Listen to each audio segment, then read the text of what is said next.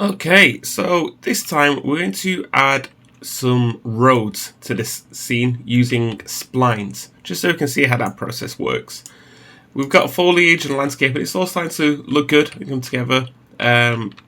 Since last time, I have changed my grass to a much nicer grass and put a couple of flowers in there as well, and just added a bit more sculpting detail onto the mountains.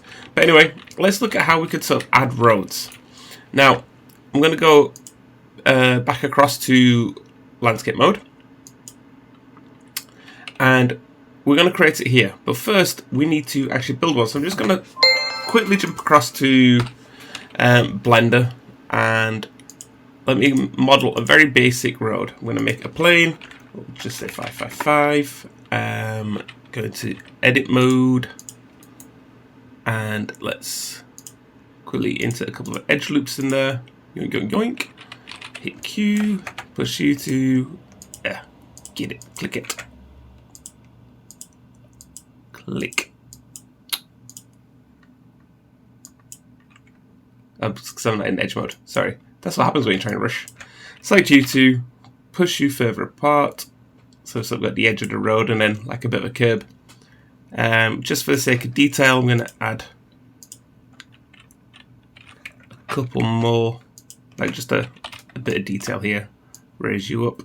So we've still got like an edge of the road. And I'm just going to pull the sides down a bit just so we can hide it into the floor a little bit more. Cool. Let's sort of say that right there is our road. Okay, so we can go ahead and file, export that as an FBX. Inside Unreal, import that back in.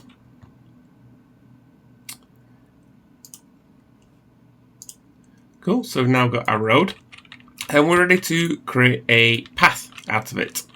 So what I'm going to do is I'm just going to go in my landscape mode, go over to manage, and if I click on splines, this way we're going to create it, but we're going to need a new layer. So I'm just going to right click on the layers here and press create, and let's rename it as well to road, or misspell it and type it rad. But you know what, rad's cool by me. Right click rad again and say reserve for splines. Cool. Now we've got this in, we can actually start creating this by, if you press and hold control, it'll start putting these points down. Now don't worry if you sort of misclick it or click off it, we can just click back your end spline point and continue to add more roads. Now there's a couple of cool things about using this, so let's go over a few. We can actually raise it, and you can see it starts to actually build in. In fact, let's just add another point over here. So kind of got like a road that goes into the water for some reason. But you can see it sculpts actually into the land. We could even rotate points. So let's get this one here and add a bit of sort of banking to it.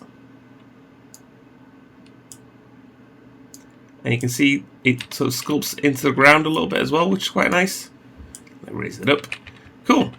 So there we go. That's looking quite good.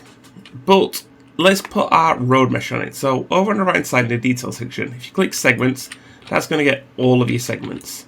And then we need to scroll down so you see spline meshes and create an array element. At this point, we can drag and drop our mesh on it. Notice our mesh hasn't got a colour. I mean, we've not assigned it one yet, but you do so in here. We'll do that in a minute. But it's also quite pointy, right? Let's say we wanted to sort of tweak that. Let's see what we can do. Let's have a look at our options. Also intersecting on the flow. So if we scroll down, you can see we've got something called center adjust.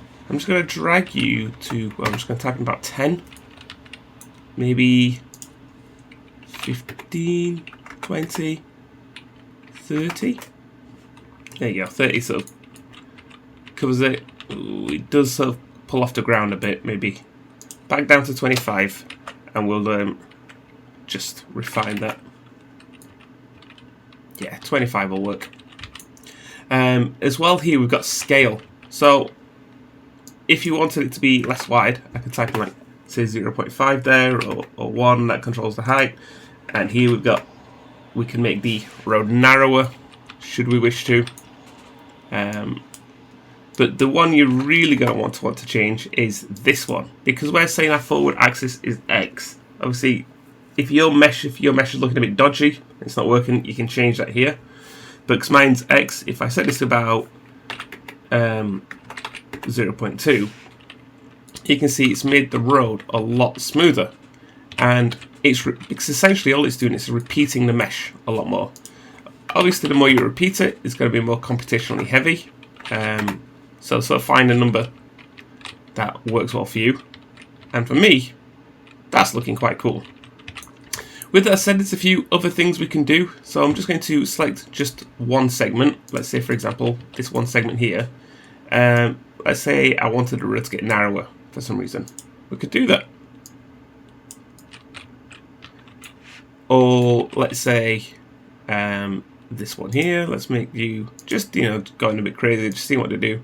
We can make that a little bit wider. We can also get the fall off and make the fall off bigger.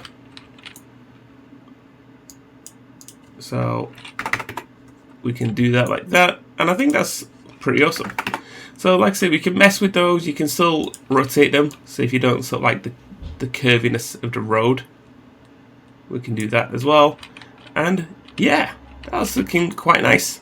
Let's come out of selection mode, go back into selection mode, sorry, and let's just preview it. So I'm just going to right click and say play from here. And there we go, we've got our road. Now, if you've got like sort of dodgy collision, or like saying earlier, you might want to add a material. If I open up this and scroll down, you might need to set your collisions complex, depending on how your road works. And in here, you just assign your new material here. I'll just click that one for now. I don't actually have a material for this. There you go. Funky road.